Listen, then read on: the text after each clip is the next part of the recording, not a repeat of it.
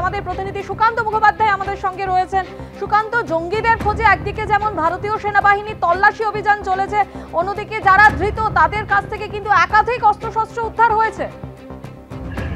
একেবারে দেখো, গতকালকে আমরা জানি যে রাষ্ট্রীয় রাইফেলসের তরফে এবং জম্মু কাশ্মীর পুলিশের তরফে স্পেশাল অপারেশন গ্রুপ তারা যৌথভাবে অপারেশন চালায়, যে অপারেশনের নাম কিন্তু রয়েছে অপারেশন কেল্লা। শোপিয়ান অর্থাৎ দক্ষিণ কাশ্মীরের এই ঘন জঙ্গলে গতকাল সকাল 7টা থেকে 9টা পর্যন্ত এই অপারেশন চলে এবং সেখানে 3 জন লস্করি তৈয়বা জঙ্গিকে খতম করা হয়। এই লস্করি তৈয়বার অন্যতম যে মাথা ছিল শাহিদ কুত্তে এই উপত্যকার, তার পাশাপাশি তার আরো 2 জন সহযোগী এহসানুল শেখ এবং আদনান সফি, এই 3 জনকে খতম করা হয় এবং যাদের কাছ থেকে 2টো AK সিরিজের রাইফেল পাওয়া গেছে, 10টি ম্যাগাজিন পাওয়া গেছে, 3টি গ্রেনেড পাওয়া গেছে, এছাড়া ammunition, solar panel, walkie talkie, mobile phone এবং নগদ টাকা উদ্ধার হয়েছে। সেনা সূত্রে কিন্তু জানা যাচ্ছে শুধুমাত্র যে 3 জনকে খতম করার ফলে তাদের অপারেশন শেষ হয়ে যাচ্ছে তা নয়, তারা কিন্তু এই যে দক্ষিণ কাশ্মীরে এক জঙ্গিদের একটি তালিকা বানাচ্ছে যাদের গতিবিধি শেষ কয়েকদিনে কিন্তু এই চত্বরে দেখা গেছে। সেই কারণে গতকালকে 9টা পর্যন্ত এই অপারেশন চালানোর পরেও গোটা এলাকাকে কিন্তু স্যানিটাইজ করার প্রক্রিয়া তারা চালিয়েছে, অর্থাৎ সেখানে কোথাও কোনো সঙ্গী সাথী লুকিয়ে রয়েছে কিনা সেটাও তারা দেখছেন। ফলত সব মিলিয়ে এই মুহূর্তে পেহেলগাম পরবর্তী যে সন্ত্রাসবাদী কার্যকলাপ সেটা তো জোর দেওয়া হচ্ছে এবং সেই কারণে আমরা দেখছি কখনো SI অর্থাৎ স্টেট ইনভেস্টিগেশন এজেন্সি মারফত তদন্ত হচ্ছে, কখনো রাষ্ট্রীয় রাইফেলসের মারফত স্পেশাল অপারেশন জম্মু কাশ্মীর তারাও তদন্ত চলছে এবং সেনা সূত্রে খবর যে গোটা এলাকাতে আপাতত তারা সার্ভেলেন্স করছে, তালিকা তৈরি করছে, যেমন যেমন তাদের মুভমেন্ট বা গতিবিধি তারা দেখতে পাবে তেমন ভাবে তারা কিন্তু এই অপারেশন কেলারকে এগিয়ে নিয়ে যাবে। পেহেলগাঁওয়ে হিন্দু নিধন পাকিস্তানকে প্রত্যাঘাতের পরও অ্যাকশনে বাহিনী। কাশ্মীরে জঙ্গিদের খোঁজে লাগাতার তল্লাশি সেনা, আধা সেনা, পুলিশের। গতকাল আপনারা জানেন যে সোপিয়ানে অপারেশন কেল্লারে লস্করের 3 জঙ্গির মৃত্যু হয়।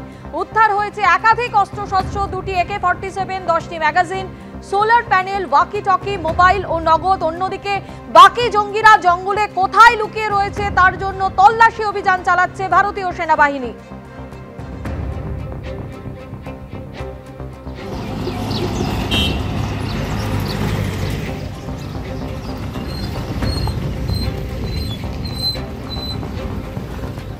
সরাসরি এই মুহূর্তে আরএসপুরা সেক্টর থেকে আমাদের প্রতিনিধি সন্দীপ সরকার আমাদের সঙ্গে রয়েছেন। সন্দীপ, আমরা গত কয়েকদিনে দেখেছি এই আরএসপুরা সেক্টরের নাম একাধিকবার উঠে এসেছে। যদিও পাকিস্তানের মর্টার হামলা বন্ধ হয়েছে, কিন্তু গ্রামগুলির মধ্যে, সীমান্তবর্তী এলাকার গ্রামগুলির মানুষদের মধ্যে এখনো আতঙ্ক রয়েছে। তুমি আরএসপুরা সেক্টরে রয়েছো, সেখানে ঠিক কি ছবি দেখতে পাচ্ছ? দেখো, আরএসপুরা সেক্টরের বিভিন্ন গ্রাম যেগুলি রয়েছে সেগুলিতে আমরা গিয়েছিলাম। আমরা যেমন গিয়েছিলাম তোমার আরএসপুরা সেক্টর থেকে সাম্বা সেক্টরের দিকে, সেখানেও আমরা গ্রামগুলো ঘুরে দেখেছি। বেশিরভাগই সীমান্তবর্তী যে গ্রামগুলি রয়েছে সেই গ্রামে বাসিন্দারা এই মুহূর্তে এখনও তাদের স্বাভাবিক জীবনে ফিরে উঠতে পারেননি। স্কুল বন্ধ, বাড়িঘরের লোকজন নেই। প্রাণহানির ঘটনা কিন্তু কোনো ঘটেনি, কিন্তু যেটা ঘটেছে সেটা হলো সিজফায়ার ভায়োলেশন করে পাকিস্তানের তরফে মর্টার হামলা। সেই মর্টার কোথাও, বেশিরভাগ জায়গাতেই সেই মর্টার ফাটেনি, কয়েকটি জায়গায় মর্টার ফেটেছে, কয়েকটি জায়গায় মর্টার ফাটেনি। না ফাটা মর্টার গ্রামে পড়েছিল, সেগুলিকে পরে নিষ্ক্রিয় করা হয়েছে। কিন্তু সাধারণ মানুষের মধ্যে, এই সীমান্তবর্তী গ্রামগুলির মানুষের মধ্যে এখনও সেই আতঙ্কটা যায়নি, যে কারণে অনেকেই গ্রামে ফেরেননি। অনেক গ্রাম আমরা দেখেছি যে ফাঁকা খা খা করছে, বাড়িঘরে তালা।